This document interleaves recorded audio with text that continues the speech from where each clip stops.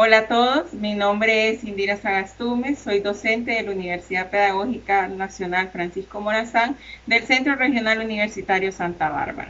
En este segundo periodo imparto el espacio formativo Módulo Pedagógico 1. Una de las temáticas fundamentales para ese espacio formativo es la neurociencia. ¿Pero qué es la neurociencia? Son todas aquellas disciplinas que estudian biológicamente el cerebro. Entonces, como actividad para el aprendizaje de los estudiantes, hemos desarrollado un taller de neurociencia. En este taller se le solicita al estudiante que pueda crear un recurso creativo. En este espacio yo voy a presentar el mío. Mi recurso creativo es un rompecabezas con piezas 3D. Están confeccionadas con papel en todas sus formas: cartulina iris, papel construcción, papel china para el relleno, y también utilicé lo que es rollo de papel higiénico para darle la dimensión al rompecabezas. Como pueden ver, las piezas se extraen y se vuelven a colocar según la explicación que el maestro va dando. Aquí podemos ver otra pieza también de las pequeñas que se sacan y se colocan. Una de las indicaciones que se les pide al estudiante pueda cumplir es únicamente utilizar y aprovechar aquellos recursos con los que cuenta en casa, ya que es de conocimiento de todos la situación de salud que nuestro país y nuestro mundo está viviendo en este momento. Entonces ahora conoceremos la explicación de este recurso. En nuestro cráneo se localiza el encéfalo, protegido por un líquido llamado líquido encefalorraquídeo. Dentro de este se encuentra el cerebro, siendo una de las partes más grandes del encéfalo. El cerebro es uno de los principales órganos para asegurar la supervivencia de los seres humanos. Este es el centro del control del movimiento, del sueño, del hambre, de la sed y de casi todas las actividades vitales. También se encarga de recibir e interpretar las innumerables señales que se envían desde el organismo y el exterior. Además, el sector que rige los movimientos voluntarios y el desarrollo de las facultades intelectuales, pensamiento, memoria y voluntad se encuentra en el cerebro. Esta es una vista desde la parte superior del cráneo. Vamos a observar el cerebro con una apariencia arrugada. A esas arrugas se le conoce como surco. Ayudan a mantener el cerebro en esa superficie tan reducida como lo es el cráneo. Podemos observar que el cerebro está dividido en dos grandes partes. ¿Qué los divide? Una superficie que se llama cuerpo calloso. Está formado por millones de fibras nerviosas que recorren todo el cerebro. Gracias a estas fibras, las dos partes del cerebro llamadas hemisferio están conectados continuamente. Gracias al cuerpo calloso podemos ver que el cerebro está dividido en dos grandes partes: el hemisferio izquierdo y el hemisferio derecho. A simple vista parecería que ambos hemisferios son idénticos, pero estudios han revelado que cada uno de estos hemisferios cumple o tiene cualidades que lo hacen único y diferente al otro. El hemisferio izquierdo es el lado analítico del cerebro. Su función principal es verbal. Tiene otras funciones como la capacidad de análisis, capacidad de hacer razonamiento lógico, abstracciones, resolver problemas numéricos, aprender información teórica o hacer deducciones. Se dice que aquella persona que tiene el hemisferio izquierdo como dominante son muy buenas en las matemáticas. Y un dato muy importante de estos dos hemisferios es que tienen una función contrapuesta. ¿Qué significa? El hemisferio izquierdo se encarga de controlar la parte derecha de nuestro cuerpo. Por otro lado, el hemisferio derecho se encarga entonces de controlar la parte izquierda del cuerpo, y a este hemisferio se le conoce como el hemisferio creativo. Su función principal está relacionada con lo no verbal. Está demostrado que aquí se ubica la percepción, la orientación espacial, la conducta emocional, es decir, la facultad para expresar o captar emociones, y también la facilidad para aprender por medio de imágenes y ser seres muy creativos.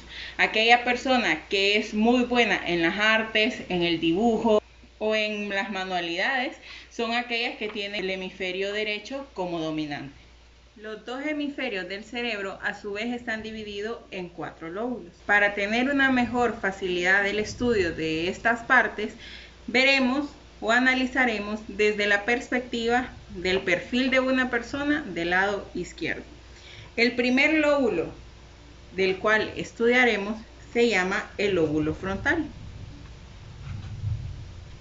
Es una de las estructuras más extensas del cerebro, pues ocupa aproximadamente 1/3 de toda la superficie cerebral.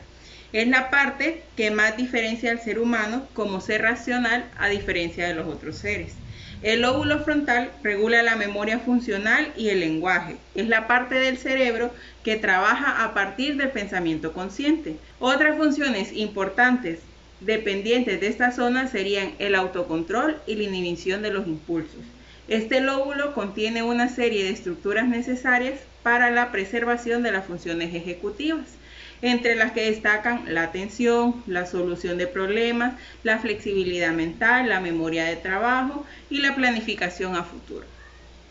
Si colocamos nuestra mano en la parte frontal de nuestro cráneo, lograremos identificar la ubicación del lóbulo frontal. Seguido a este se encuentra el lóbulo parietal. Esta parte del cerebro se encarga de regular los datos recibidos a partir de estímulos, del sentido, por ejemplo, la percepción de dolor, una caricia agradable o sensaciones de frío. Si colocamos nuestra mano hacia la parte central de nuestro cráneo, entonces encontraremos el lóbulo parietal. Ahora hablaremos sobre el lóbulo temporal. El lóbulo temporal es la parte encargada de percibir y reconocer los estímulos auditivos y los vinculados a la memoria. Es decir, procesa los recuerdos y los integra con las sensaciones del gusto. Cuando tomamos una sopa, cuando comemos una comida, muchas veces decimos que nos recuerda a algún lugar o a alguna persona en especial. Esto lo podemos identificar en nuestro cráneo cerca del oído. Seguido tenemos el lóbulo occipital.